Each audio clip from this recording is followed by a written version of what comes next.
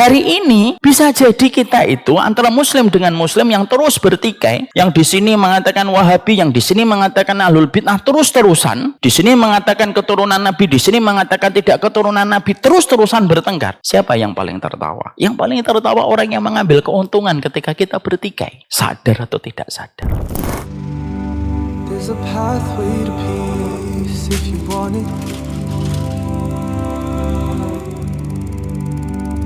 But the street is surrounded by thorns.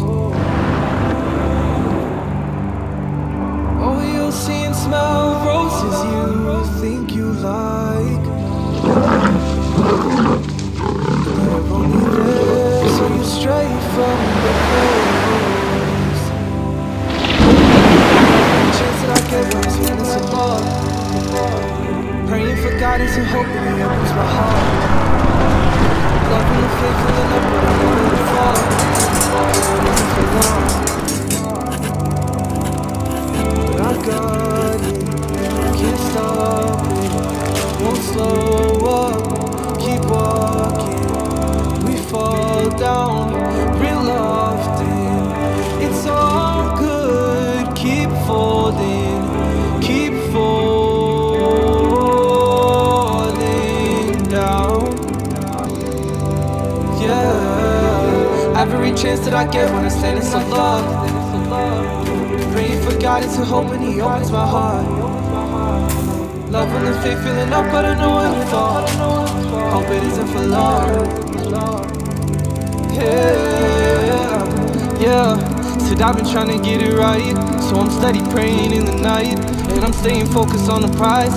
All I'm thinking about is paradise. It's only Jannah, got my eyes on, cause peace is the only thing I want. And so I call out, oh Allah, Allahumma anta salam, wa minka salam. It's only Jannah, got my eyes on, cause peace is the only thing I want. And so I call out, oh Allah, you are peace, my Lord. I'm on my knees for you, anything, and it's anywhere for you. All I need, oh Allah, you are peace. Won't you shower your peace upon me? On my knees, you got me begging it, anything, and it's anywhere for you. All I need is you, oh Allah.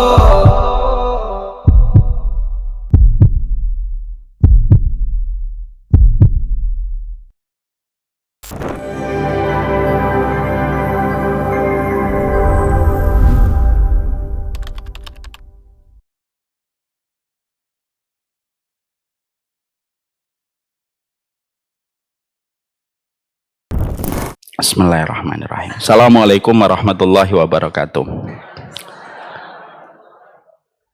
Innal hamdalillah wassalatu wassalamu ala Rasulillah wa ala alihi wa sahbihi wa man tabi'ahum bi ihsan ila yaumil qiyamah. Kepada seluruh para ummahat dan seluruh para ibu-ibu yang semoga kita senantiasa dikuatkan pundak kita, senantiasa dilapangkan hati kita di dalam kesabaran, dan senantiasa dilapangkan hati kita di dalam keridhaan. Semoga ibu-ibu menjadi cinta pertama buat putra dan putrinya. Semoga keturunannya tidak memiliki hutang pengasuhan dari ibunya dan bapaknya. Semoga para ibu juga menjadi cinta sejati bagi para suaminya dengan kelembutan dan indahnya senyuman yang ibu selalu perlihatkan kepada suaminya.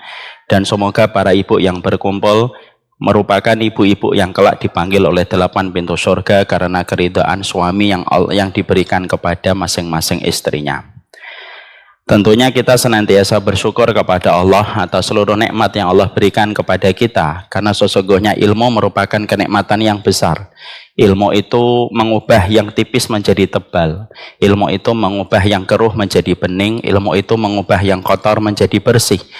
Sebagaimana ilmu itu memberikan energi pada kehidupan kita. Kalau bukan karena ilmu, kita tidak punya alasan untuk bertahan dalam setiap perjalanan kita dalam kehidupan. Ibu kalau tidak tahu keutamaan melahirkan, mungkin ibu tidak mau melahirkan. Sebagaimana banyak wanita muda hari ini free child, mereka tidak mau untuk melahirkan. Karena mereka tidak paham betapa besarnya keutamaan ketika mereka melahirkan dan memiliki putra dan putri yang bisa menjadi tongkat bagi dia ketika nanti tua. Ketika seorang wanita tidak tahu bagaimana besarnya senyuman yang dia berikan kepada suaminya itu memberikan pahala, mungkin dia tidak akan bisa tersenyum. Disitulah kita belajar ilmu itu memberikan energi kepada kita supaya kita bisa menjawab seluruh pertanyaan dan seluruh ujian di dalam kehidupan kita. Saya pernah membaca sebuah buku dari apa yang ditulis oleh Imam Ibnu Qayyim. Tulisan ini langsung saya share kepada istri saya. Tulisannya itu berbunyi, ternyata seorang laki-laki dan seorang perempuan kalau mereka sudah menikah, ada dosa dan ada kemaksiatan yang tidak Allah hapuskan kecuali karena kelelahan dan keletihan ketika dia merawat anaknya dan mendidik anaknya sampai anaknya beriman kepada Allah dan Rasulnya dengan benar. Kelelahan setiap ibu, kelelahan setiap bapak itu ternyata bukan hanya mendatangkan pahala, tetapi ternyata memberikan kepada kita penghapus atas dosa dan kemaksiatan kita. Jadi semakin lelah, semakin besar dosa dan kemaksiatan Allah hapuskan dari kehidupan lembaran amal kita. Ketika saya mendapatkan ilmu itu, saya bawa ilmu itu kepada istri saya. Istri saya memiliki banyak anak, nah, tentunya lelah. Dan ibu pasti tahu, punya anak itu pasti melelahkan. Saya tidak usah tanya lelah atau tidak, pasti menjawabnya lelah dan letih. Dan ternyata setelah kita mendapatkan ilmunya, akhirnya memberikan energi kepada kita, bahwasanya kelelahan yang kita dapatkan ternyata menghapuskan dosa dan menghapuskan kemaksiatan. Akhirnya kita punya alasan untuk bertahan ketika kita merawat anak kita dengan kesabaran. Itulah ilmu. Ilmu itu sekali lagi memberikan kepada kita energi, karena setiap apapun yang kita temukan pada kehidupan itu tidak ada obatnya kecuali adalah ilmu. Orang yang menjalani kehidupan tanpa ilmu sebagaimana ketika kita menghadapi ujian tetapi malamnya tidak belajar. Ibu-ibu masih ingat dulu ketika kita SD ada namanya cawu. Tahu cawu? Tahu. Kalau tahu berarti fix di atas 40 tahun. Dulu ada cawu, dulu ada semesteran.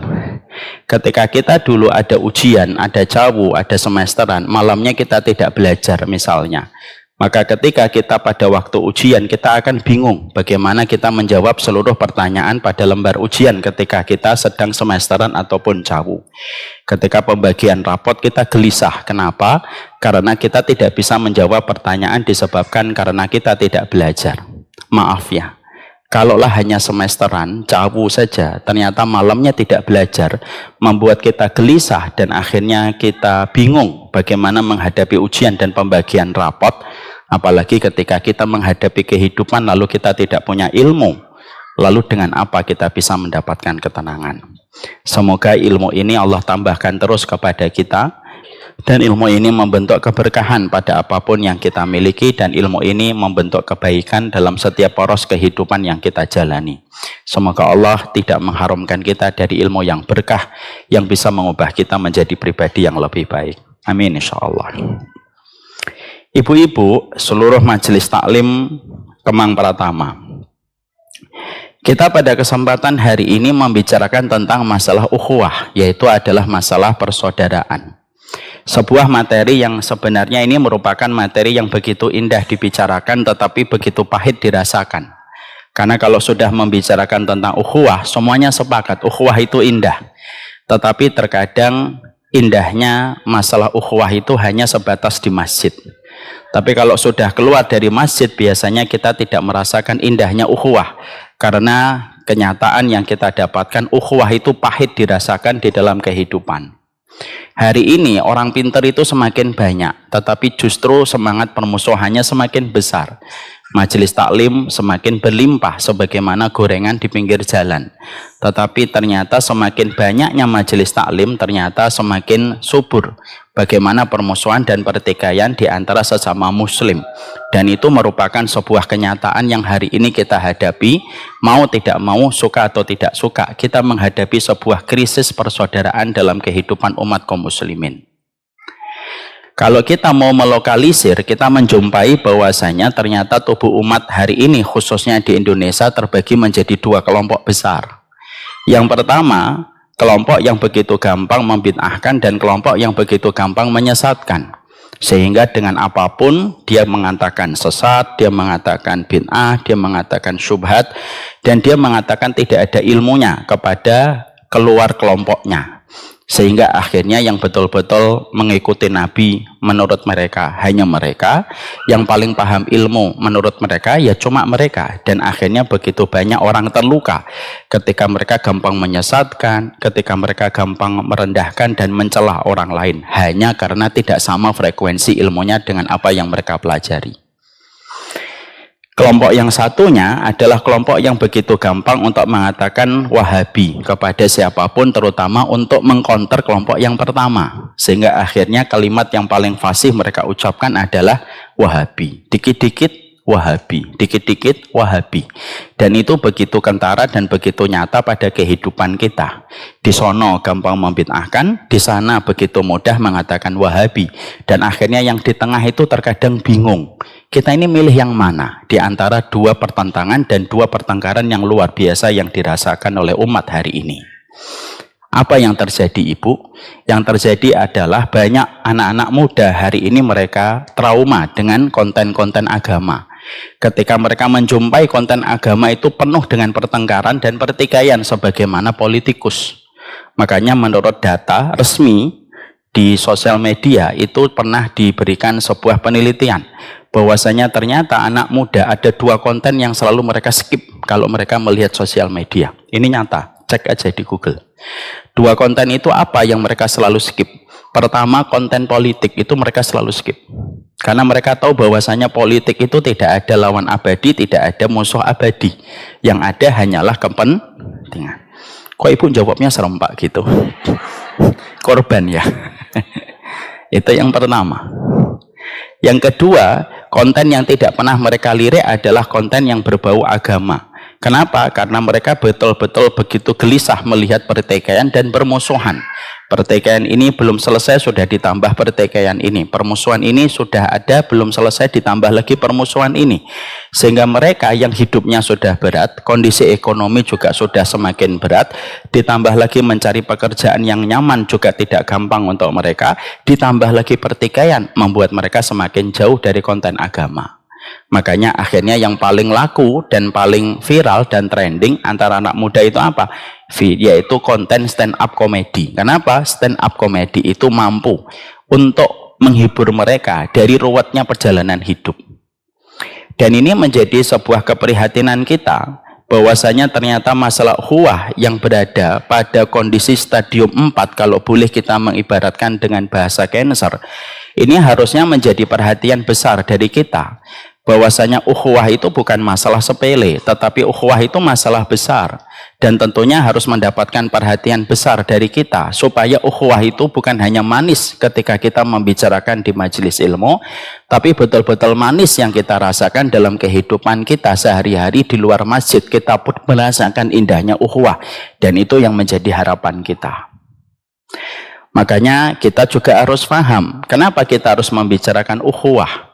Karena kalau kita mengerti di dalam kitab Iqtida' Shiratal Mustaqim, Imam Ibnu Taimiyah itu berkata, apa yang dikatakan oleh beliau? Yang dikatakan oleh beliau adalah sesungguhnya semangatnya kitabullah, semangatnya Al-Quran, dan semangatnya hadis itu sebenarnya satu. Bagaimana bisa mempersaudarakan antara muslim dengan muslim dan tidak membuat jurang pertikaian dan permusuhan antara muslim dengan muslim. Itu intinya sunnah. Jadi sunnah itu bukan hanya masalah fikih. Bagaimana kamu sholatnya sesuai dengan sunnah. Sunnah itu bukan hanya masalah umroh kamu sudah sesuai sunnah atau tidak sunnah. Masalah sunnah itu bukan masalah ketika Ramadan kamu sudah sesuai sunnah atau tidak sesuai dengan sunnah. Bukan hanya itu. Tapi ternyata sunnah itu adalah bagaimana kita di dalam mengikuti Rasulullah, memberikan komitmen kita ketika mengikuti Nabi. Salah satu komitmen kita yang kita dapatkan dalam sunnah itu adalah seberapa besar kita mampu merekatkan hati kita sesama muslim, karena sesungguhnya sunnah itu sebagaimana air yang mengademkan, dan sunnah itu sebagaimana jarum yang sifatnya merekatkan dan bukan sebagaimana gunting yang mengkoyak antara satu dengan yang lainnya. Itulah sunnah. Jadi sedih kalau kita artikan sunnah itu hanya sebatas sholat kamu. Kalau kamu menggerak-gerakkan sunnah, kalau tidak menggerakkan tidak sunnah. Kalau kamu tidak menggerakkan sunnah, kalau menggerak-gerakkan tidak sunnah. Kan sedih. Karena sesungguhnya sunnah itu bukan fikih semata, tetapi sunnah itu aturan besar. Di mana salah satu poin besar dalam aturan yang dibuat oleh Nabi, menjadikan kita saling bersaudara. Ustadz kok bisa mengatakan sunnah itu sifatnya mempersaudarakan? Iya. Mana dalilnya? Oke, mari kita datangkan dalil supaya kita paham. Ibu-ibu, kalau kita sholat, kita ini kalau sholat berjamaah, maka Rasulullah Shallallahu Alaihi Wasallam memberikan contoh kepada kita, sholat kita berjamaah itu dekat-dekat atau jauh-jauh? Dekat-dekat. Bahu bertemu dengan bahu, kaki ketemu dengan kaki. Tapi kalau sudah diwakili bahu juga tidak apa-apa. Kenapa kalau kita sholat itu kita diperintahkan untuk berdekat-dekatan? Karena ternyata ada sebuah tujuan yang disampaikan Nabi. Hadhu bainal manakib wasudul khalal wala takhtalifu fatahtalifa qulubahum. Kalau sholat yang rapet softnya itu jangan berselisih. Berselisihnya hati kalian, berselisihnya soft kalian itu menyebabkan berselisihnya hati kalian di luar sholat. Artinya Nabi itu pengen mengatakan kepada kita, kalau sholat bukan hanya mencari kaki, tetapi mencari hati setelah sholat. Makanya sholat itu bukan renggang-renggang, bukan mentang-mentang masjidnya besar gitu. Akhirnya formatnya 3-4-3, 3-4-3, itu main bola. Ya. Tapi di situ kita menjumpai bahwasanya itulah sholat. Sholat saja yang dilakukan 5 kali ketika berjamaah, itu ternyata semangatnya, message-nya kita di dalam soft sholat itu adalah melatih hati kita untuk saling berdekatan dengan mendekatkan bahu dengan bahu. Maaf, terkadang ada orang yang suka mencari kaki di luar sholat, tetapi mereka memusuhi hati ketika di luar sholat. Ketika pas sholat rapat, ketika di luar sholat ketemu, ketika mencari sandal tidak bertegur sapa, hanya karena beda ustadz. Yang ketawa-ketawa bisa jadi menjadi korban atau menjadi pelaku.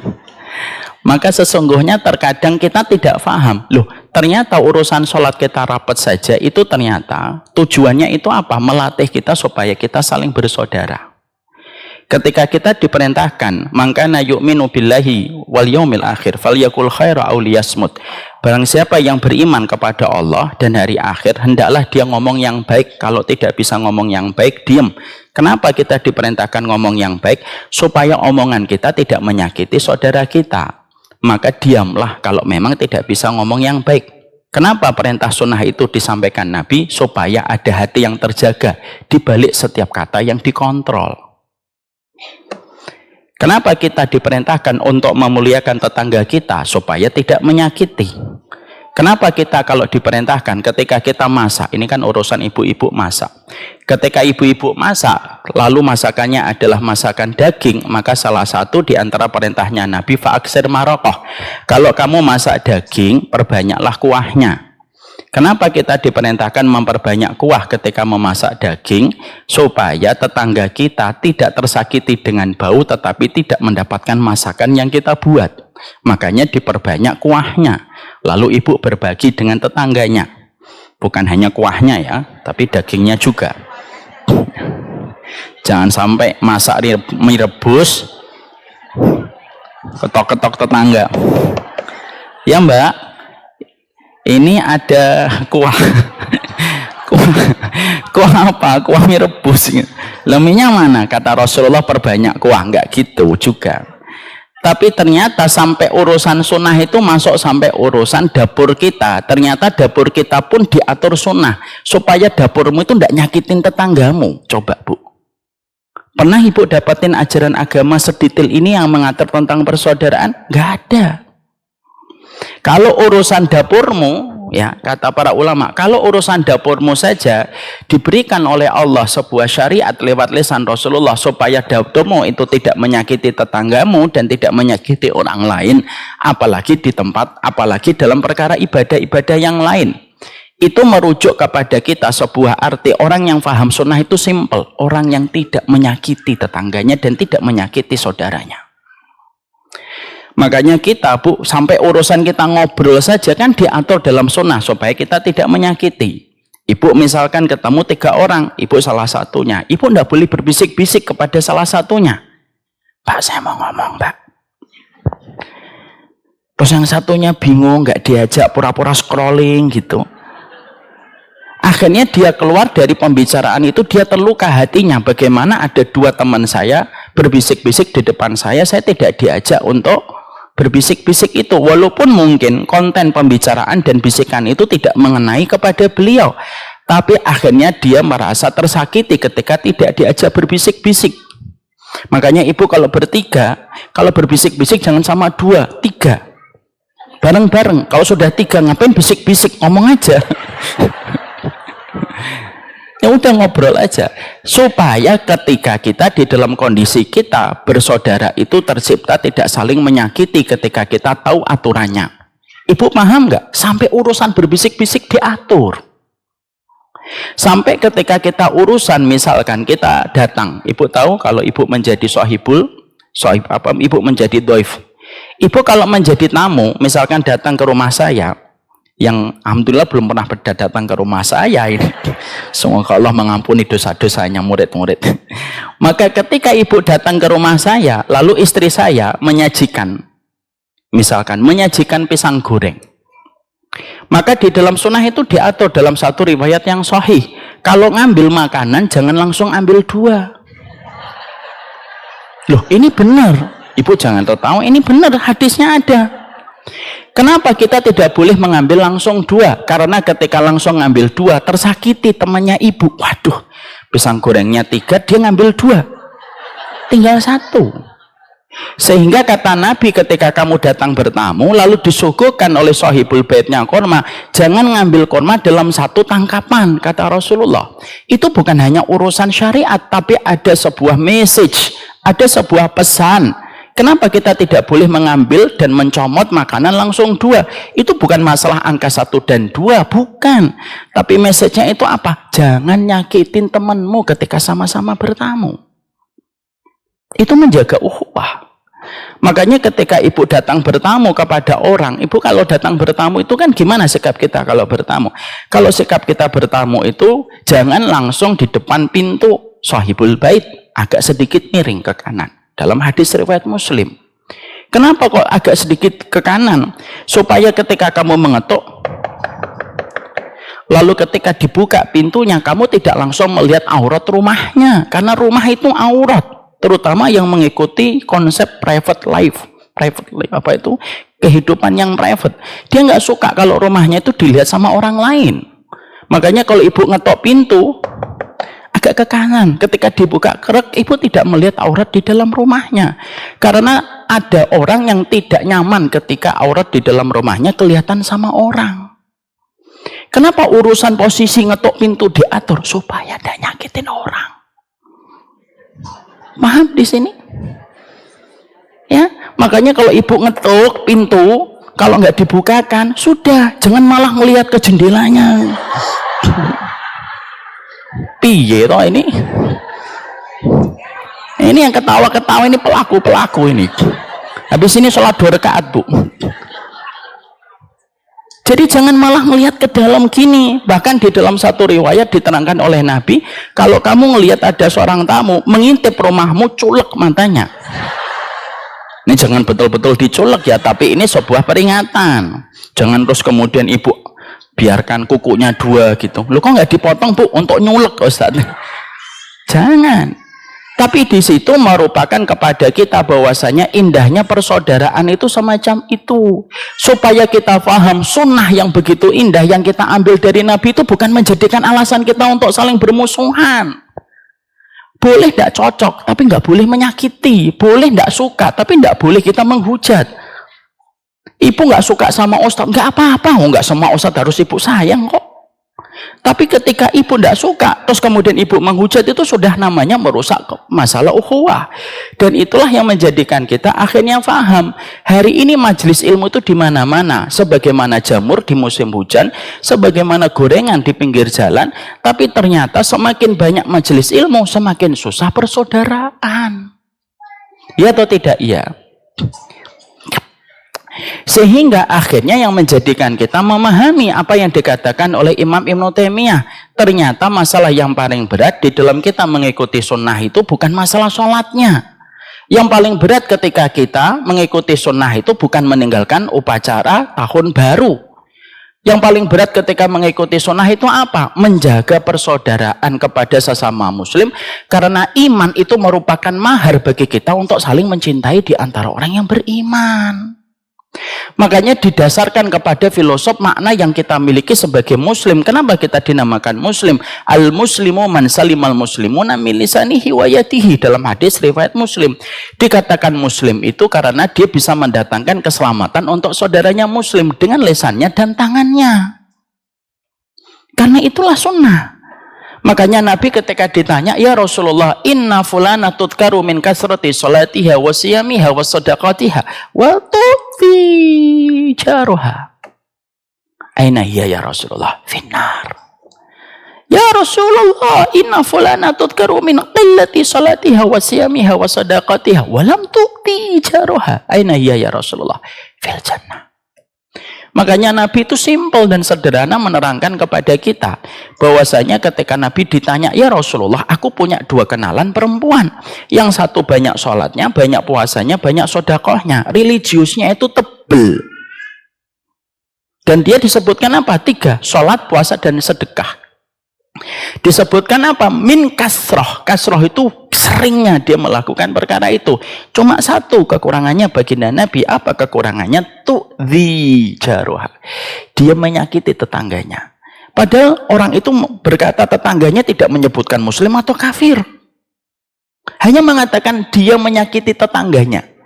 Maka Nabi SAW menjawabnya singkat. Dan Nabi tidak menjawabnya panjang lebar. Nabi menjawabnya singkat. Finnar. Kalau dia menyakiti tetangganya, dia berada di neraka. Lalu disebutkan yang kedua, ya Rasulullah, inna fulana tudkaru min qillati salatiha wa siyamiha wa sadaqatiha wa lam tu'ti jaruha. Ada yang kedua ya Nabi, dia itu sedikit sholatnya, sedikit puasanya, sedikit sedekahnya. Ini kabar gembira buat ibu-ibu yang sholatnya nggak terlalu sering, puasanya nggak terlalu sering gitu. Terus sedekahnya nggak terlalu banyak. Tapi kata beliau yang bertanya kepada baginda Nabi, walam tu'ti jaruha, dia tidak pernah nyakiti tetangganya, sabar, orangnya tidak agresif, luwes, tidak menyerang tetangganya. Maka kata baginda Nabi kepada beliau, hiya finnar, hiya fil jannah, dia berada di dalam surga. Ini memberikan kepada kita sekali lagi, agama ini tuh terbangun atas asas persaudaraan. Kulit boleh berbeda, jilbab boleh berbeda, tapi hati tetap harus sama, bahwasanya mahar yang menjadikan kita saling bersaudara itu adalah karena Allah semata. Makanya maaf, ada yang namanya memaafkan itu lebih utama daripada yang meminta maaf. Kenapa kok memaafkan itu lebih utama daripada yang meminta maaf? Karena memaafkan itu merupakan cermin dan refleksi ketika dia punya kelapangan hati, sehingga dia memaafkan. Makanya salah satu nama pintu surga itu apa Ibu? Pintu memaafkan. Pintu surga itu ada 8. Pintu sholat, pintu puasa, pintu sedekah, pintu jihad, pintu aiman. Pintu aiman yang dimasuki 70.000 orang yang masuk surga tanpa hisab. Ada pintu ridho, orang yang ridho dalam seluruh kehidupannya. Kemudian pintu taubat, yang ke-8 pintu memaafkan. Kenapa pintu memaafkan itu merupakan salah satu pintu yang ada pada surga? Jadi pintunya ada 8. 1, 2, 3, 4, 5, 6, 7, 8. Loh kok pas? Iya pas ya, 3. Ya, 9 ini. Ada 8. Kenapa ada pintu memaafkan itu? Karena sesungguhnya memaafkan itu efeknya besar. Dan memaafkan itu tidak bisa dilakukan kecuali orang yang mengharapkan ridhonya Allah. Kalau pintu sholat kita maklumi, kita paham. Kalau pintu jihad kita maklum, pintu puasa kita maklum, logika kita. Tapi kenapa kok nyempil pintu memaafkan? Karena pintu memaafkan itu merupakan salah satu konsekuensi. Kalau kita berukhuwah, ya saling memaafkan. Karena kita kalau tidak saling memaafkan itu tidak akan terjadi persaudaraan yang indah di antara satu dengan yang lainnya. Sehingga memaafkan itu sampai-sampai pahalanya begitu besar di sisi Allah, Bu. Sampai-sampai mizan itu, timbangan itu hampir jebol untuk memikul pahala orang yang mereka senantiasa saling memaafkan di antara mereka. Itu menunjukkan kepada kita betapa semangatnya besar di dalam Islam itu untuk saling bersaudara. Makanya kita jumpai Dan kita dapatkan bagaimana para ulama dulu itu mereka saling bersaudara. Kuat sekali. Makanya kita pernah mendapati ada seorang ulama yang bernama Ibrahim An-Nakhai bersama dengan Salman bin Mihran. Ibrahim An-Nakhai rahimahullahu ta'ala, beliau itu ulama besar di daerah Basrah. Hari ini secara geografi masuk ke negara Irak. Maka Ibrahim An-Nakhai itu matanya rabun, Bu. Matanya rabun. Punya murid senior namanya Sulaiman bin Mihran. Lah Sulaiman bin Mihran ini karena tahu gurunya itu adalah orang yang rabun, maka Sulaiman bin Mihran itu mengatakan kepada gurunya, setiap pergi ke masjid aku antar. Setiap pergi ke masjid aku antar ya Syekh, guru kami. Akhirnya gurunya mengatakan iya, silahkan. Padahal Sulaiman bin Mihran itu juling, Bu. Jadi orang juling mengantar orang yang rabun. Pada waktu panggilan adzan, Sulaiman bin Mihran ngetok pintu rumahnya Ibrahim An-Nakhai. Ya, Syekh, telah dekat waktu adzan. Oke, sebentar, saya siap-siap. Siap-siap Ibrahim An-Nakhai. Terus sudah keluar, dituntun, dipegang sama Sulaiman bin Mihran. Muridnya yang masih muda, tetapi juling matanya. Ketika jalan sudah mendekati lokasi masjid, Ibrahim An-Nakhai itu berkata kepada muridnya, "Aqribum minal masjid?" Sudah dekat dengan masjid? Sudah. Kalau sudah dekat dengan masjid, tolong kamu minggir dulu. Minggir dulu. Sulaiman bin Mihran tidak mau minggir, ngomong sama gurunya, "Kenapa saya harus minggir?" Pindah ke samping, seberang jalan. "Kenapa saya harus pindah ke seberang jalan?" Sudahlah, pindah aja ke seberang jalan. Lalu Sulaiman bin Mihran, gurunya, muridnya berkata, "Maaf guruku, aku mau pindah ke seberang jalan, tapi dengan satu syarat. Kamu jelaskan kenapa saya harus pindah ke seberang jalan." Gurunya akhirnya menjawab, "Gini loh, kamu tuh pindah ke seberang jalan supaya kamu nanti, kamu dan aku tidak dilihat orang." Muridnya tambah bingung. Loh, kalau dilihat orang kenapa? Iya, kalau nanti dilihat orang, maka sesungguhnya orang akan bisik-bisik di belakang kita. Bisik-bisiknya apa? Gimana ada orang yang juling menonton orang yang rabun? Jawaban dari Sulaiman bin Mihran itu kayak jawaban kita, Bu, secara umum kayak orang awam. Ya sudah, kalau memang orang itu ngibahin kita, berarti dosa kita untuk dia, pahala dia untuk kita, ya atau tidak? Ya, berarti Ibu orang awam. Karena jawaban itu yang disampaikan oleh Sulaiman bin Mihran. Ya sudah, kalau begitu, nanti kan dosa kita untuk mereka dan pahala mereka untuk kita. Perhatikan jawaban yang disampaikan oleh Ibrahim An-Nakhai, lalu dia sedikit meninggi suaranya. "Idhab, pergi kamu ke seberang. Jangan kelihatan orang. Naslam wa yaslamun khairum minnan nujar wa ya'samun." Kita selamat, orang muslim selamat, itu lebih baik daripada kita yang dapat pahala dan orang lain berdosa gara-gara kita. Itu bening, Bu, hatinya. Itu kalau ibarat soto kudus, nggak ada santannya. Nggih, ada pemilik soto Menara Kudus.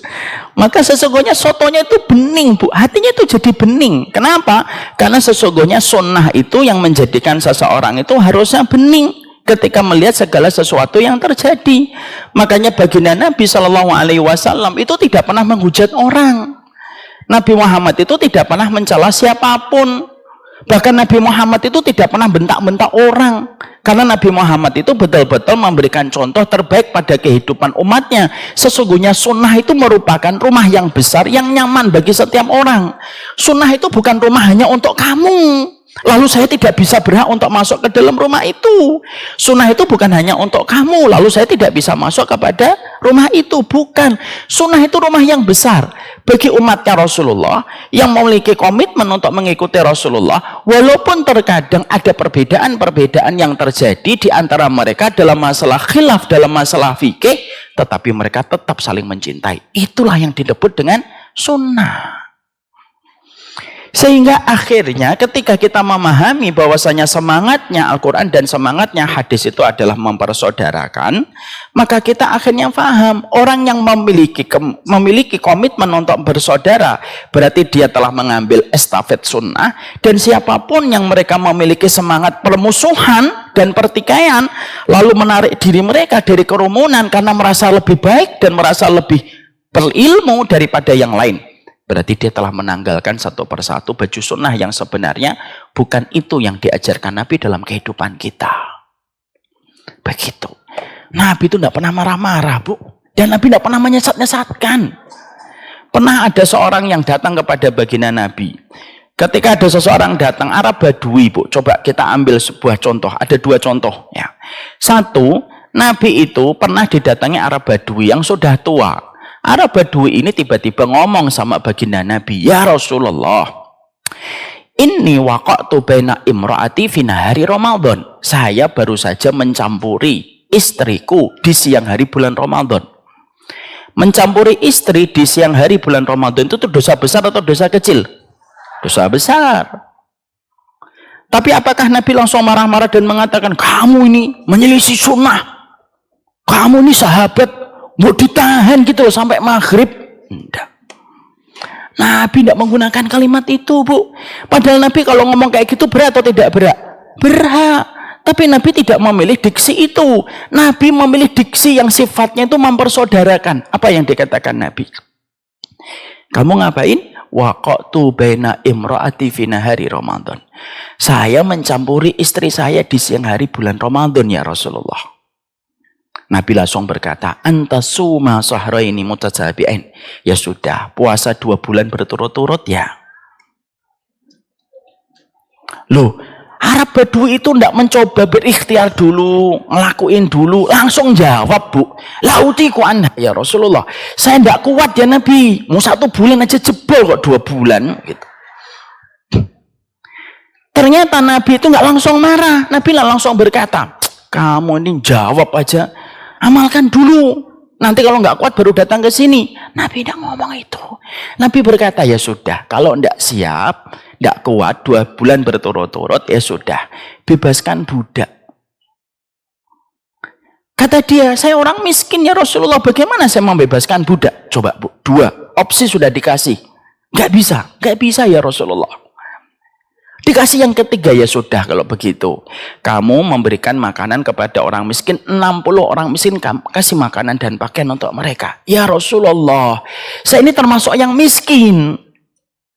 Coba Bu, kalau ustadznya saya, Masya Allah itu sudah berasap kali peci saya. Sudah dikasih 3 opsi tidak bisa. Setelah itu yang keempat kemudian Rasulullah masuk ke dalam, beliau mengambil kurma dari rumahnya, lalu beliau berkata kepada Arab Badui ini kurma, tolong bagikan kepada tetangga-tetanggamu yang miskin. Loh, masih dijawab lagi, emang ada yang lebih miskin daripada saya ya Rasulullah? Lalu Nabi mengatakan kepada beliau, ya sudah, itu sedekah untuk dirimu dan sedekahlah untuk keluargamu. Maka sesungguhnya akhirnya di situ kita mendapati Nabi pemilik hak supremasi kuat dalam masalah sunnah itu pun memperlihatkan contoh terbaik di dalam memperlakukan saudaranya muslim. Sehingga ketika Nabi mendapati itu, Nabi itu memberikan contoh nyata bagaimana persaudaraan itu merupakan bagian dari masalah sunnah. Makanya tidak ada yang dilakukan Nabi ketika Nabi pertama kali ke Madinah itu kecuali yang dilakukan Nabi itu 3. 1, bangun masjid. Yang kedua, mempersaudarakan antara muhajirin dan ansor. Baru yang ketiga, membangun pasar. Kenapa?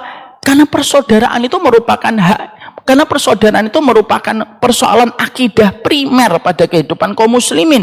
Sehingga akhirnya kita tidak akan mendapatkan kebaikan sunnah dan kesempurnaannya sampai kita memiliki komitmen untuk saling bersaudara. Itu yang kita harus paham. Yang kedua, yaitu ketika contohnya Nabi Shallallahu Alaihi Wasallam, Nabi lagi sholat. Ketika Nabi lagi sholat, ada seorang sahabat namanya Abu Bakrah, Bu.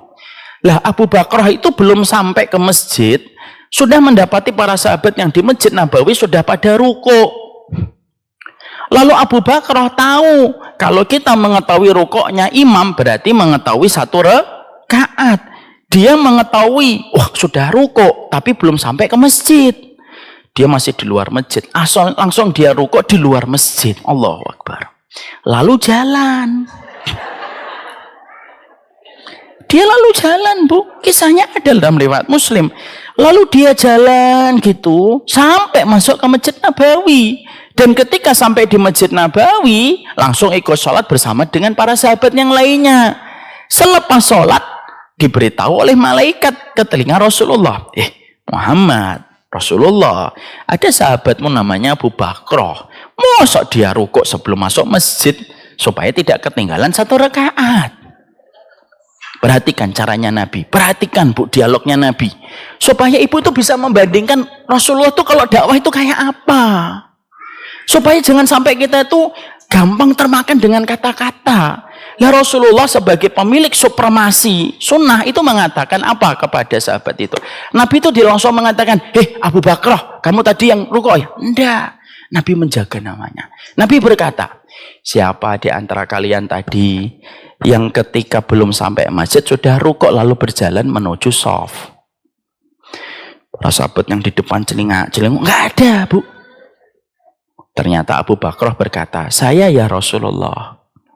Lalu Rasulullah berkata, wahai Abu Bakrah, kamu tadi rukuk sambil jalan? Saya ya Rasulullah. Kenapa? Supaya saya tidak ketinggalan rakaat. Masya Allah ya. Ini jangan dipraktekkan loh ya Bu. Nanti ibu sudah rukuk dari rumah terus masuk ke Baitul Rahman. Ya. Maka pada saat itu lihat Rasulullah bentar. Intinya itu di sini. Rasulullah tidak mengatakan akhtokta, kamu menyelisih sunnah, kamu tidak belajar, kamu bodoh, kamu tidak ngerti apa-apa. Enggak, Nabi tidak memilih diksi itu, Bu. Diksi yang dipilih oleh Nabi apa dalam sabdanya? Zadaqallahu khirsan wala tu'id. Semoga Allah tambahkan semangatmu dalam ketaatan. Wala tu'id. Tapi jangan diulang lagi ya. Rukuk sambil jalan. Itu Rasul, Bu. Paham? Kalau sunnah itu kita pahami semacam ini, akhirnya nanti kita cerita sama anak kita itu tenang.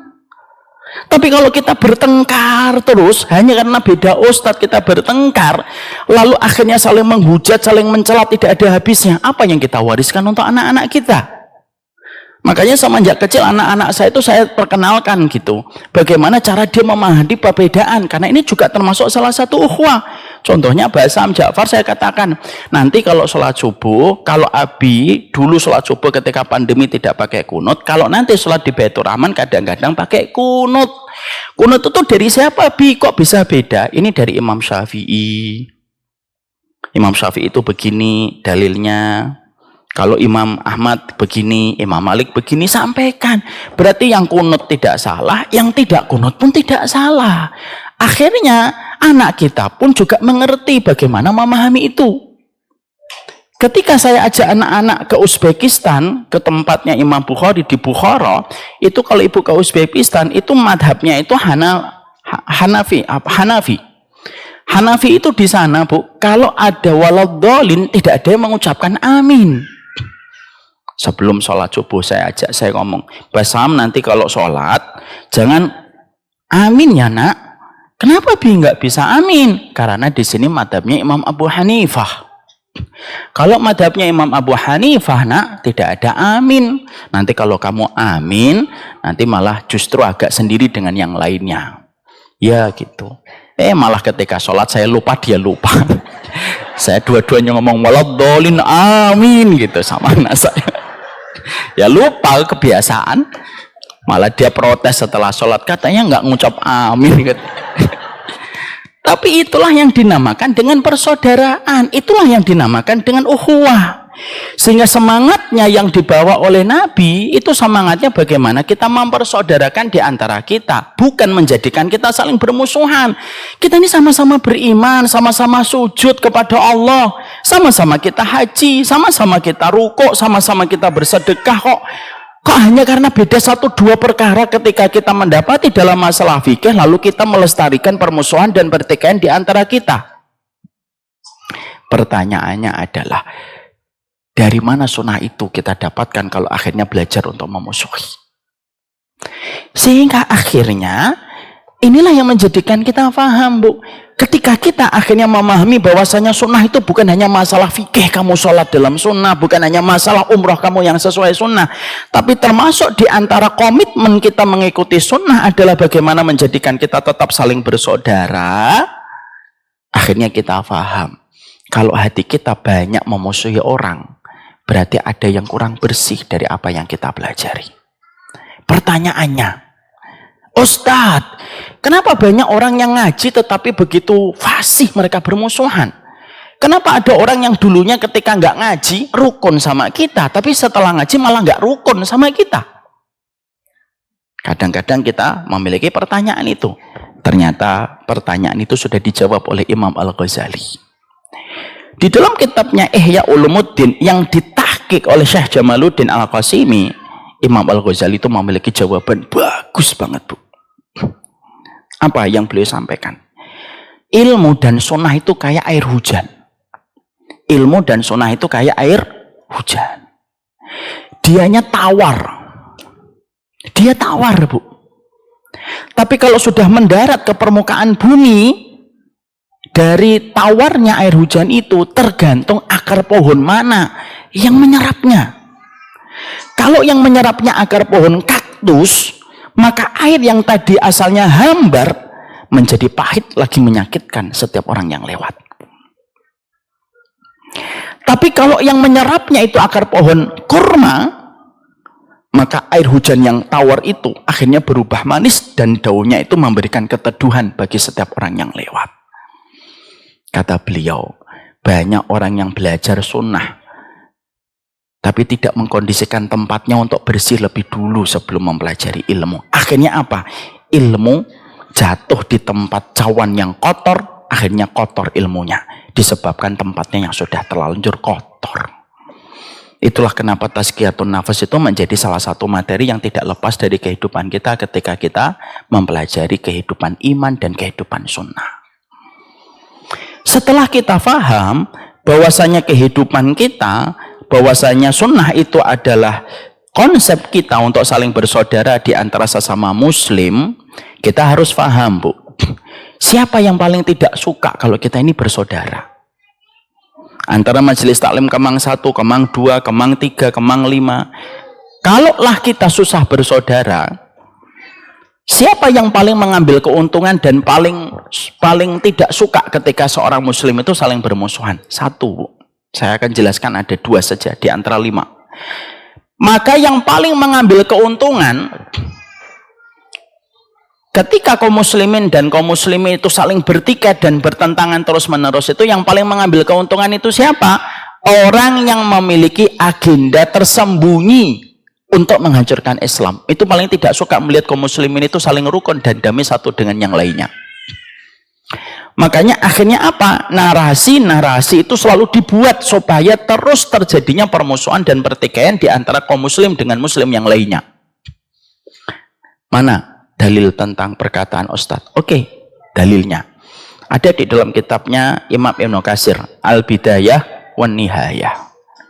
Dalam kitab Al-Bidayah wan Nihayah, kalau ibu melihat sirah pada abad yang kedua Hijriyah, saat itu banyak ekspansi Islam, Bu. Menyerang sampai di daerah Romawi Timur. Romawi Timur itu sampai mau jatuh karena tidak kuat dan tidak bisa menang menghadapi kekuatan para sahabat dan para tabiin ketika mengadakan ekspansi besar-besaran untuk menyebarkan sunnah dan agama yang hanif, yaitu Islam.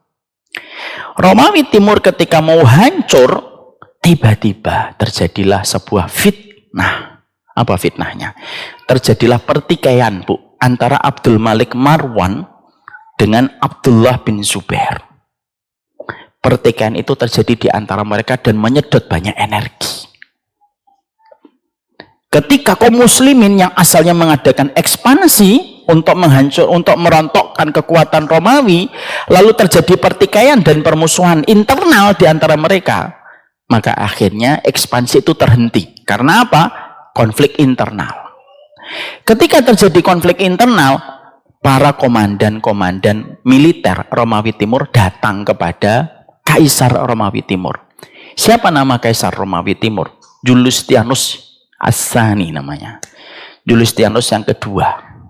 Para komandan militer lalu berkata, wahai Kaisar kami, ini saat yang tepat untuk membalas dendam atas apa yang dilakukan kaum muslimin ketika mereka menyerang daerah-daerah kekuasaan kita. Ini saat yang tepat untuk balas dendam. Karena mereka sedang bertikai. Mereka sedang bertikai, wahai Kaisar kami. Perhatikan jawaban dari sang Kaisar. Sang Kaisar berkata, sudah, biarkan kaum muslimin bertikai dan kita nikmati sebagai penontonnya. Jangan diganggu. Biarkan mereka bertikai. Komandan-komandan militer itu menganggap jawaban ini tidak rasional. Lalu berkata, kenapa kita tidak menyerang balik? Ini saat yang tepat menyerang balik.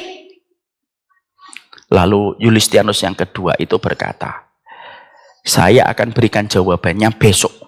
Kalian datang lagi ke sini, aku berikan jawaban untuk kalian. Komandan militernya pulang. Hari esoknya mereka balik ke istananya Julistianus yang kedua. Julistianus yang kedua lagi duduk begini, Bu.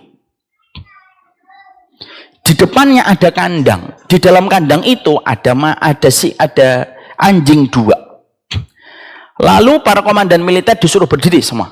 Lihat bagaimana anjing ini saya adu. Diadu, Bu, anjing itu. Wah, sampai dua anjing ini saling berdarah. Ketika dua anjing ini sudah mengeluarkan darah banyak dan mereka sudah terluka, kata Julistianus yang kedua, saatnya saya masukkan musang rubah ke dalam kandang itu. Dimasukkanlah itu rubah musang ke dalam itu. Ketika dua anjing yang tadi bertengkar ngelihat ada musang masuk, mereka tidak jadi melanjutkan pertikaiannya. Mereka tidak melanjutkan pertengkarannya, langsung menyerang musang itu.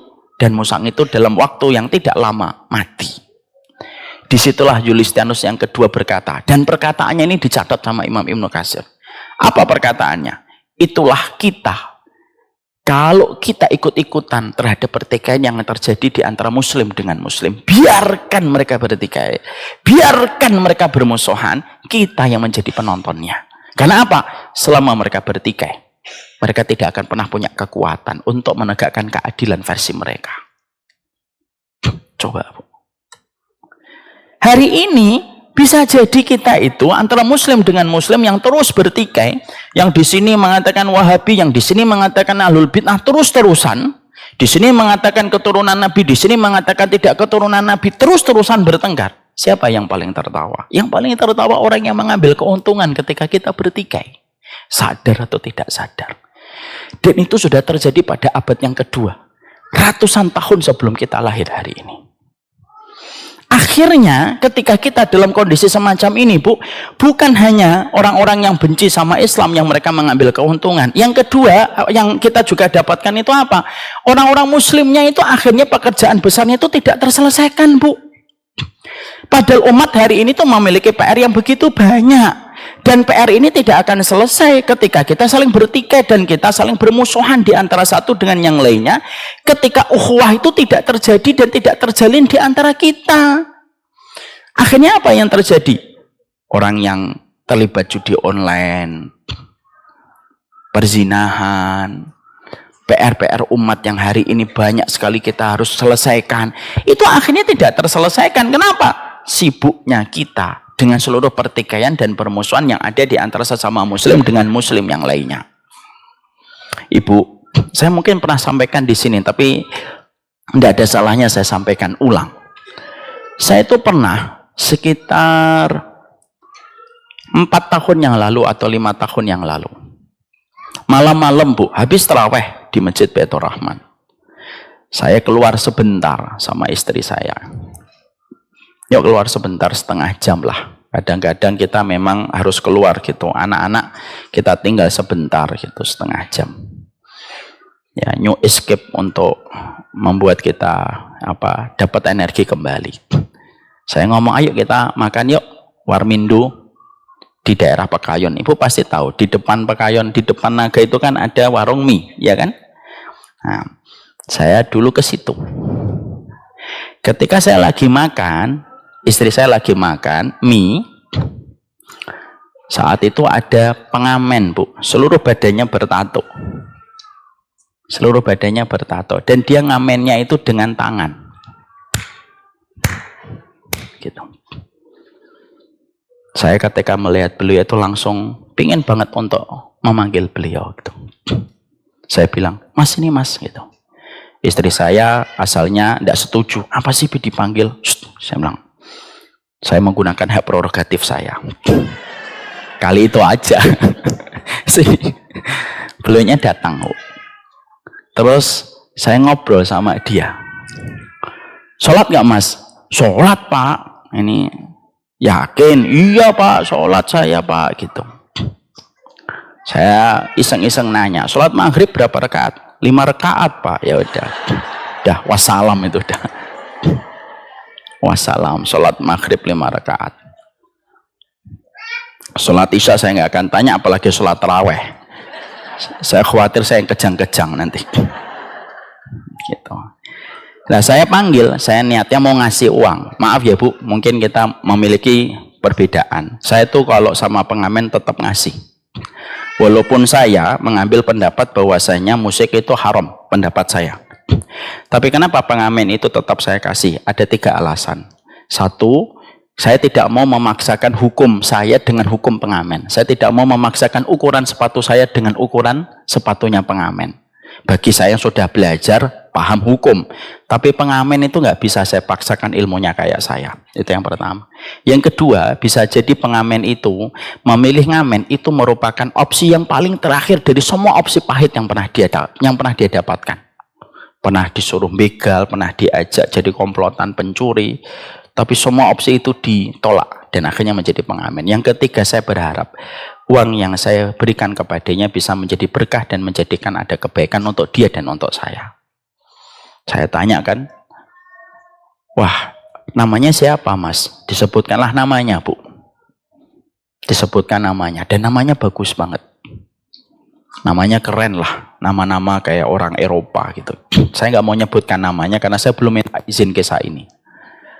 Maka saya tanya, namanya bagus banget. Nama asli itu atau nama panggung? Saya bilang. Nggak tahu Pak, ini dikasih nama sama orang-orang. Karena saya tidak tahu siapa orang tua saya. Saya ditaruh di bawah jembatan oleh orang tua saya dan saya diasuh sama orang-orang pemulung dan gelandangan. Fix nyata ini Bu. Ya sudah, Masya Allah ya saya terenyuh gitu ya. Terus saya tuh kan mengatur otak saya Pak. Gimana ya saya bisa ngomong tentang dakwah tanpa memberatkan kepada beliau. Kan nggak mungkin saya ngomong begini ya akhi, qalallahu ta'ala fil Qur'anil kan nggak mungkin. Nggak mungkin kan. Akhirnya saya ngomong tuh saya putar otak saya gitu ya. Gimana ya bisa ngomong itu masuk ke beliau. Karena saya harus menyesuaikan dengan objek yang saya sedang ajak bicara. Akhirnya saya ketemu kalimat dan diksi. Mas, pengen bahagia enggak? Saya merencanakan memulai dengan kalimat itu supaya setelah itu saya kondisikan beliau untuk sholat. Pengen bahagia enggak? Jawaban kita kan pasti pengen kan? Ibu tidak akan pernah menyangka jawabannya. Jawabannya apa? Saya enggak pengen bahagia Pak. Kaget saya. Ya terus maunya apa? Saya mau beli gitar. Loh kenapa kok nyebutnya gitar? Supaya ketika saya ngamen tidak diremehkan orang. Coba Bu, bayangkan. Dan itu nggak jauh dari sini. Saya madek gitu. Saya bilang, udah makan belum? Belum Pak. Ya udah makan dulu. Sambil pesan saya ngomong, Mas, besok kamu ke Kemang Pratama 3 ya? Ini daerahnya itu seberang ini, di belakang ini nih. Ya tahu Pak. Sebutkan nama saya ke masjid. Nanti biar orang masjid nyari ke saya. Punya handphone nggak? Nggak punya Pak. Akhirnya kan nggak bisa nyatet. Ya sudah, kamu ke sana ke masjid namanya Masjid Baitur Rahman. Ngomong, saya nyari Pak Umar Mita. Insya Allah saya mau belikan kamu gitar. Ya Pak, makan dia. pisah. Harapan saya pasti besok mau dong datang. Hari esok saya tanya tamu marbot masjid, ada nggak orang bertato nyari saya? Nggak ada Ustadz. Saya tanya ke satpam, takutnya ditahan di pintu situ. Ada nggak orang bertato pengen masuk ke sini? Nggak ada Ustadz. Coba tanya yang shift kemarin. Ya saya tanya, nggak ada. Sampai berlalu kisah ini 4 tahun, mau 5 tahun, dia tidak pernah datang, Bu. Apa yang kita ambil? Hari ini terkadang sunnah itu hanya sekedar narasi. Tapi belum bisa ngasih solusi untuk orang di sekitar kita. Ditambah lagi ketika kita terus bermusuhan, bertikai gitu. Siapa yang paling menjadi korban? Orang-orang semacam ini, Bu. Belum yang terkena judi online. Belum terkena kasus viral. Ibu pernah tahu kan ada seorang ibu-ibu di Sumarekon pakai cadar bunuh anak. Ada kan? Yang semoga Allah merahmati dan mengampuni beliau gitu. Kenapa sekarang masalah itu semakin banyak? Padahal dakwah itu ya semakin di mana-mana. Karena dakwah hanya mengusung tentang pertikaian dan permusuhan. Sampai kapan kamu menyesatkan orang? Sampai kapan kita salahkan orang? Dan akhirnya kita itu jadi malu kalau kita tidak pernah menjadi rahilah. Ibu tahu yang namanya rahilah? Rahilah itu onta yang bisa membawa beban. Itu namanya rahilah. Maaf ya Bu, Nabi mengatakan kepada kita, An-nasu kal ibilil mi'ah, la tajidu fiha rahilah. Kata Nabi, manusia itu kayak sekerumunan onta. Di antara 100 ekor onta, belum tentu di antara 100 ekor onta itu yang mampu menjadi rahilah. Apa itu rahilah? Rahilah itu onta yang paling kuat, yang biasanya harganya paling mahal. Karena dia mengangkat beban yang paling berat. Itu namanya rahilah. Jadi nanti kalau ibu pas umroh, melihat ada onta bebannya banyak, nah itu rahilah. Oh kamu rahilah ya gitu. Masya Allah. Lah kata Rasulullah, manusia itu kayak onta. Di antara 100 orang manusia, belum tentu salah satunya itu bisa menjadi solusi bagi kehidupan umat.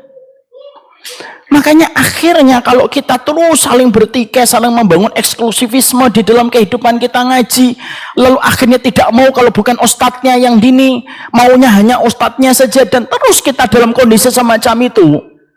Berapa banyak PR yang akhirnya terabaikan dan tidak tertunaikan hanya karena kita mementingkan emosi kita untuk bermusuhan. Siapa yang jadi korban? Umat. Siapa yang jadi korban? Keturunan kita, Bu. Dan kita khawatir nanti ada adik-adik kita atau anak-anak kita tuh yang mikir, wah saya nggak mau ngaji. Kenapa nggak mau ngaji? Karena saya lihat orang yang ngaji tidak saling bertegur sapa ketika di luar masjid.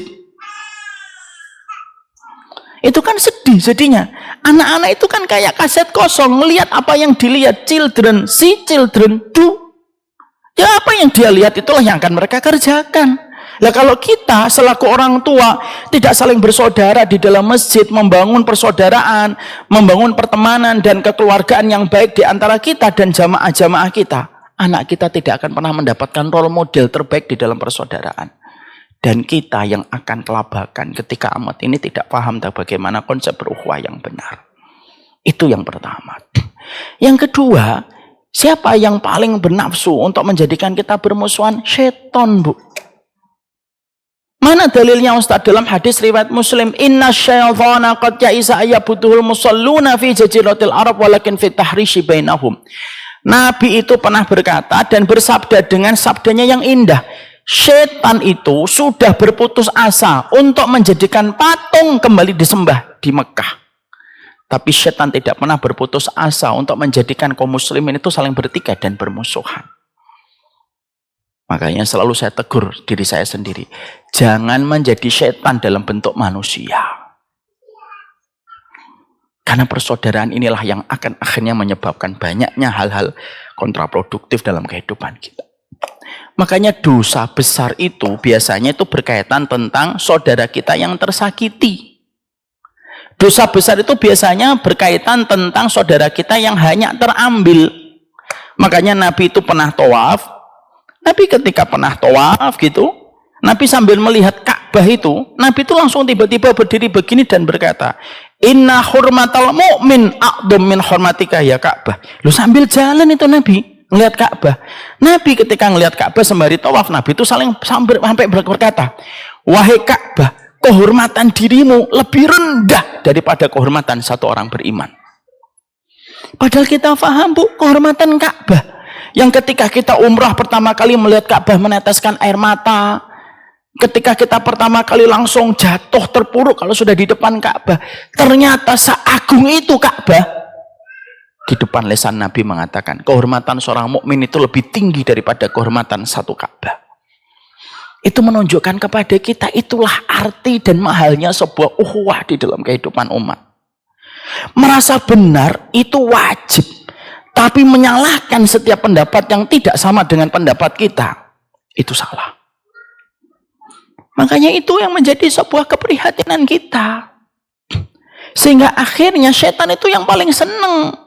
Makanya jangan menjadi setan dalam bentuk manusia. Sebagaimana setan itu paling senang melihat kita di dalam rumah tangga bertengkar, yang tepuk tangan itu setan. Dan tidaklah antara satu majelis taklim dengan majelis taklim ketika bertengkar, lalu tidaklah setan itu yang paling bersukacita dan paling bergembira. Karena apa? Dosa besar itu dimulai ketika sudah saling bertikai. Apa kalau sudah bertikai? Halal untuk menggibahi, halal untuk menguliti, halal untuk mengungkap aibnya, halal untuk mengungkapkan kesalahannya. Kalau sudah bertikai itu begitu. Orang kalau sudah bertikai itu semuanya pintu keburukan terbuka. Ibu kalau sudah nggak senang sama orang, biasanya apa? Ini sebenarnya saya nggak gibah ya, tapi ini kenyataan. Oh, udah satu. Lalu kita mencari pembenaran. Lalu kita mengungkapkan keburukannya. Lalu kita mengkuliti salah aibnya. Lalu setelah itu, moga-moga ya kita nggak kayak gitu. Ya setelah kamu ngomong panjang lebar. Makanya akhirnya dimulai dari saling bermusuhan. Dan itulah kenapa ibu tahu. Kenapa ibu harus sadar. Kenapa setan paling seneng kalau kaum muslimin bermusuhan. Kalau sudah bermusuhan, gibah, dolim, mengambil kehormatannya. Itu semuanya menjadi halal. Bagi mereka yang sudah menetapkan bahwasanya dia sudah bermusuhan. Dan itulah nampak segala kerusakan dan akhirnya hilanglah semua kebaikan kita dalam kebaikan hidup. Makanya akhirnya betul kata Imam Syafi'i. Imam Syafi'i itu pernah ditanya, saya ingin mati husnul khotimah. Apa yang saya harus lakukan? Imam Syafi'i lalu berkata, kalau ingin mati husnul khotimah, jagalah persaudaraanmu antara muslim dengan muslim dan berbaik sangkalah kepada mereka. Kamu pasti husnul khatimah. Makanya itu, Bu, yang paling berat dalam sunnah itu adalah saling mencintai karena Allah. Sekarang Ustadz, apa yang menyebabkan susahnya persaudaraan itu timbul? Ada 3. Tadi kita sudah bahas tentang 2 yang paling mengambil keuntungan kalau kita bertikai dan bermusuhan. Sekarang bergeser temanya. Apa tema berikutnya? Tema berikutnya itu adalah mengapa persaudaraan itu menjadi susah? Ada 3. Saya sampaikan singkat-singkat karena udah jam 11. Harusnya materi ini itu 12 jam, Bu, materi ini ya. Tapi tidak apa-apa, saya singkatkan. Maka ada 3 sebab kenapa kita susah saling bersaudara. Pertama, Bu, karena banyak orang yang belajar ilmu tidak belajar bagaimana memahami perbedaan para ulama. Akhirnya kalau kita tidak memahami perbedaan para ulama, akhirnya gampang untuk mencela. Padahal perbedaan itu pasti ada. Makanya sering saya mengatakan fikih itu luas, yang sempit itu hati kita. Kalau orang belajarnya cuma 1 orang, lalu dia tidak mau menambah referensinya untuk belajar kepada banyak orang, lalu yang terjadi itu apa? Pandangannya hanya tertuju kepada 1 perkara, dan ketika dia memahami fikih, fikih menjadi alat legitimasi untuk menetapkan siapa kawan, siapa lawan. Padahal itu berangkat dari fikih. Akhirnya kita dapati orang yang berbeda fikih sama kayak dia menyikapi orang berbeda iman. Nggak mau bertegur sapa, nggak mau nyapa, nggak mau senyum, bahkan mendapatkan tulisannya nggak mau. Kenapa dia menyikapi saudaranya sebagaimana dia menyikapi orang yang tidak beriman? Karena dia menetapkan fikih itu menjadi dasar untuk memberikan loyalitas dan memberikan perlepasan atau permusuhan. Masalah, Masya Allah ya. Padahal fikih itu masalah gede. Fikih itu luas, yang sempit itu hati kita. Dan kita mendapati banyak sekali perbedaan-perbedaan para ulama. Kalau kita tidak belajar dan hanya belajar dalam satu hal, lalu kita tidak melebarkan view kita dan pandangan kita untuk melihat satu titik permasalahan yang ada, kita akan terus menikmati permusuhan sampai kita bawa permusuhan itu sampai mati. Saya ambilkan sebuah contoh bagaimana perbedaan itu luar biasa. Maaf ya Bu, nggak usah perbedaan fikih, saya jelaskan dulu perbedaan culture aja. Perbedaan culture itu ada atau tidak ada? Ada. Orang Jawa dengan orang Sunda aja beda. Orang Jawa itu kalau nyajikan teh, manis atau tidak manis? Manis. Karena orang Jawa manis-manis. Saya Jawa. Manis dia. Kalau orang Sunda menyajikan teh itu tawar atau manis? Tawar, Bu. Coba kalau orang Sunda dengan orang Jawa tidak paham ini, bertengkar. Orang Jawa datang ke orang Sunda, ayo minum teh gitu, cicipin. Tawar. Mobilnya 3, motornya 4. Gula nggak punya. Yang ketawa-ketawa orang Sunda, fix dan ngomong. Ya. Terus giliran orang Sunda datang ke orang Jawa ketika disajikan teh manis, orang Sundanya juga ngomong, baru punya gula aja sombongnya. Padahal itu kan bukan masalah gula dan bukan masalah gula Jawa ini, itu masalah kebiasaan saja. Ini juga menjadikan kita harus paham fikih itu semacam itu, Ibu. Makanya dalam masalah fikih itu terkadang kita menjumpai berbagai macam perbedaan. Contoh, saya ambilkan contoh. Contoh ini sering saya sampaikan. Ibu pembawa acara, Ummu Abid ya, ibunya Abid ya. Iya, saya tanya sama beliau karena pegang mic. Memegang kemaluan itu batal atau tidak batal, Bu? Jangan dijawab. Bagi yang beriman dan hari akhir, diam.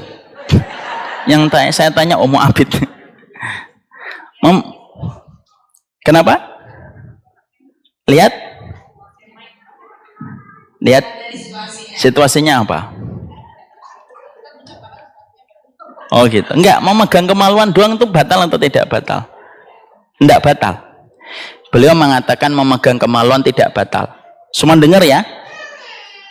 Semuanya mendengar? Mendengar. Saya tanya sama Ummu Abid, Rasulullah bersabda, man massa dzakarahu falyatawaddo. Siapapun yang memegang kemaluannya wajib berwudu. Berarti memegang kemaluan itu batal ya Rasulullah? Batal. Batal, Bu. Sekarang saya tanya lagi, batal atau tidak batal? Hadisnya sahih. Batal atau tidak batal sekarang? Sekarang batal atau tidak batal? Oh, sekarang batal. Ya, sekarang sudah berubah beliau, batal. Saya tanya lagi Ummu Abid. Kalau Ummu Abid sudah berubah, tadi tidak batal, sekarang sudah batal karena hadisnya sahih. Ummu Abid tahu ada hadis Nabi sahih. Ada seorang laki-laki tanya kepada Nabi, ya Rasulullah, bagaimana kami memegang kemaluan kami? Apakah batal atau tidak batal? Nabi menjawab, sesungguhnya memegang kemaluan sama dengan memegang bagian tubuhmu yang lain. Jadi tidak batal ya Rasulullah? Tidak batal. Sekarang batal atau tidak batal? Ya insya Allah. Betul. Di sini ada dua hadis, Bu. Yang satu mengatakan batal, yang satu mengatakan tidak batal. Dua-duanya hadis sahih. Lah terus gimana Ustadz cara memahami? Saya ingin menyampaikan contoh ini supaya Ibu paham betapa ragam fikih itu luar biasa. Di situ ada 3 madhab. Yang pertama madhab tarjih. Madhab tarjih itu gimana? Menetapkan, ada yang menguatkan hadis pertama, ada yang menguatkan hadis yang kedua. Kalau menetapkan hadis yang pertama, batal. Apapun kondisinya memegang kemaluan, batal. Ada yang memegang hadis kedua. Oh, memegang kemaluan tidak batal sama sekali. Apapun kondisinya. Itu namanya madhabut tarjih. Ada yang kedua, madhabun nasakh. Madhabun nasakh itu apa? Dilihat mana yang datang duluan, dilihat yang datang belakangan. Yang datang belakangan menghapuskan hadis sebelumnya. Itu namanya madhabun nasakh. Itu yang kedua, Bu. Ada yang ketiga yang saya pilih. Tapi yang memilih yang ketiga bukan hanya saya, ada yang memilih 2, ada yang memilih nomor 1. Kalau saya ditanya Umar Mita, kamu memegang yang mana? Saya memegang madhab yang ketiga. Apa madhab yang ketiga? Madhabul Jama' Imam Malik. Gimana madhabul Jama'? Begini cara menggandengkannya 2 hadis itu. Karena tidak ada hadis yang kontraproduktif. Hadis itu tidak ada yang kontradiktif. Hadis itu begini dipahami oleh Imam Malik. Kalau kamu memegang kemaluan dengan syahwat, batal. Tapi kalau kamu memegang kemaluan tidak dengan syahwat, tidak batal. Dan itu namanya madhabul Jama'. Apakah itu satu-satunya pendapat? Oh enggak. Ada madhabul tarjih, ada madhabul nasakh. Yang mana kalau kita mempelajari tentang satu hal, lalu kita fokus mempelajari itu dengan melebarkan referensi kita, kita akan sampai bagaimana upaya kita untuk menghormati orang. Tapi kalau kita tidak mau mempelajarinya dan hanya sekedar kita belajarnya prematur, langsung diajarkan dan prematur kita mempelajari, disitulah timbul permusuhan. Makanya maaf ya Bu, saya tuh selalu berkata di sini, saya ngomong sama Pak Hari di salah satu DKM masjid, nanti bisa dicek. Saya bilang, Pak, siapapun boleh ngajar di Baitur Rahman, cuma satu aja yang saya minta. Apa itu Ustadz? Siapapun yang ngajar di Baitur Rahman mau duduk bareng-bareng setelah mereka tidak ngajar. Kalau mereka mau duduk bareng-bareng, mereka ngasih contoh ke umat supaya mereka bersaudara, insya Allah masjid ini baik-baik saja. Tapi kalau kita nanti dimasuki sama siapapun yang maunya dia ngajar tok, lalu dia pergi, lalu tidak mau berkumpul sama ustadz yang lain, sudah Pak, pasti akan terjadi perpecahan. Siap, saya bilang gitu ke ketua DKM, siap insya Allah Ustaz. Makanya akhirnya di Baitur Rahman khususnya di sini, setiap ustadz tuh bisa kumpul di acara-acara tertentu, bisa kumpul bareng-bareng, walaupun terkadang ada perbedaan. Ada Ustadz Daud Rosid, ada Ustadz Mariono, ada Ustadz yang lain. Kadang-kadang ada 1-2 perkara yang kita berbeda. Tapi tidak menjadikan kita tidak bisa bertegur sapa. Tapi kalau kita akhirnya diisi sama seseorang yang hanya maunya dia sendiri untuk duduk dan tidak mau dikumpulkan sama yang lainnya. Ketika tidak mau menyampaikan tentang masalah fikih secara luas. Umat yang nanti menjadi korban. Akhirnya apa? Ustadznya pergi, umatnya saling bertikai dan bertengkar. Makanya itu yang pertama. Kenapa akhirnya terjadinya susahnya ukhuwah itu? Karena tidak memahami perbedaan para ulama. Yang kedua, kenapa akhirnya susah memahami perbedaan para ulama itu? Kenapa susah terjadinya ukhuwah? Yaitu ketika akhirnya kaum muslimin begitu gampang untuk menyesatkan sebagaimana yang sudah diisyaratkan oleh baginda Nabi. Baginda Nabi itu memberikan isyarat ada di antara umatnya nanti yang mereka saling berperang di antara muslim dengan muslim yang lainnya. Dan yang ketiga Ibu, kenapa akhirnya ukhuwah itu susah untuk dibahas? Karena banyaknya fanatisme kepada kelompoknya. Memaksumkan kelompoknya, memaksumkan golongannya, seakan-akan yang bukan dari kelompoknya dan golongannya tidak ada yang memiliki ilmu dan tidak ada yang memiliki kebenaran. Ini yang menjadi perhatian kita. Saya sudah dikasih warning, jam 11.15 sudah selesai, termasuk tanya jawab. Sebenarnya ini masih banyak sekali hal yang berkaitan tentang ukhuwah.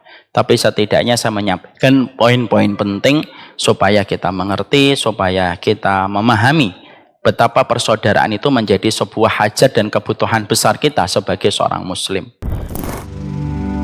There's a pathway to peace if you want it. But the street is surrounded by thorns. Oh, you'll see and smell roses you think you like.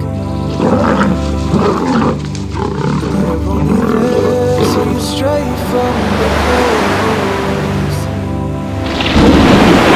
Chance that I get lost when it's apart. Praying for guidance and hoping it opens my heart. Loving and faithful enough, but I know it'll fall. It isn't for long. But I got it, can't stop it, won't slow up, keep walking.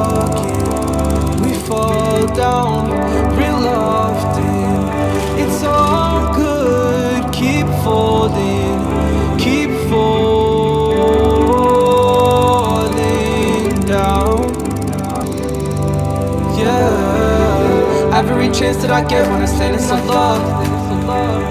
Praying for guidance and hoping He opens my heart. Love when the faith filling up, but I know it'll fall. Hope it isn't for long. Yeah. Said I've been trying to get it right, so I'm steady praying in the night, and I'm staying focused on the prize. All I'm thinking about is paradise. It's only Jannah, got my eyes on, cause peace is the only thing I want. And so I call out, oh Allah, Allahumma anta salam wa minka salam. It's only Jannah, got my eyes on, cause peace is the only thing I want. And so I call out, oh Allah, you are peace, my Lord. I'm on my knees for you, anything for and it's anything for you. Oh Allah, won't you shower your peace upon me? On my knees, you got me begging it. Anything for you, all I need is you. Oh Allah.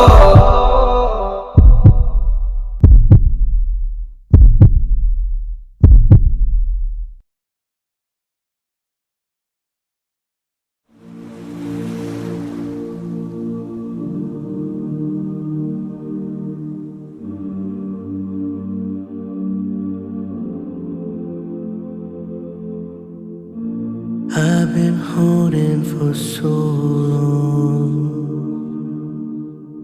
scared I might slip away.